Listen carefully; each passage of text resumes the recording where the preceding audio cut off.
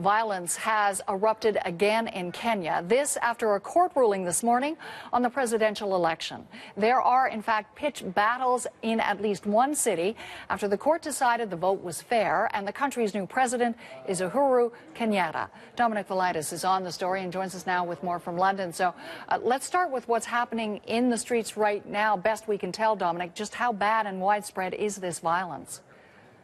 Yeah, that's right. We're getting reports of violence breaking out in the western city of Kisumu, where police have resorted to firing tear gas at hundreds of stone-throwing youths. Kisumu is a stronghold of defeated presidential candidate Raila Odinga, whose challenge over this month's election result was thrown out of the Supreme Court this afternoon. Now, according to reports, many of these youths were shouting "No Raila, no peace," echoing slogans that were used after the 2007 election when violence broke out, in which 1,200 people were killed. We have incidentally just heard from Raila Odinga. He's just given his first press conference since his legal challenge failed. He told journalists gathered at his office that the court had spoken and that he wished Uhuru Kenyatta well. Here's a little more from him. I pledge to abide by the court decision. We prosecuted the case to the best of our ability. I wish the President-elect, Honorable Uhuru Kenyatta, and his team well.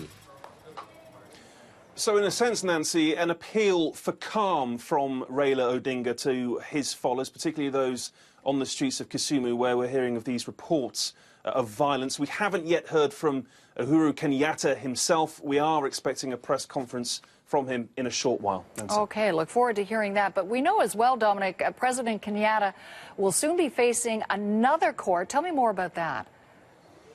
That's right. Today's decision by Kenya's Supreme Court that Uhuru Kenyatta won the presidential election fair and square was a unanimous one. All 6 judges agreed it was a fair and legitimate victory. And as a result, Kenyatta will be sworn in as Kenya's new president early next month.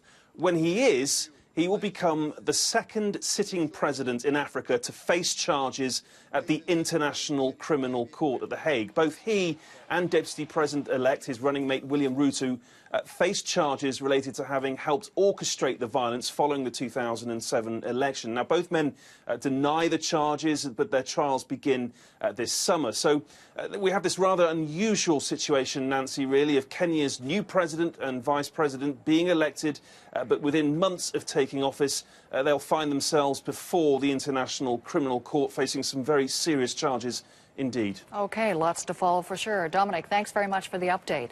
Dominic Valitis in London.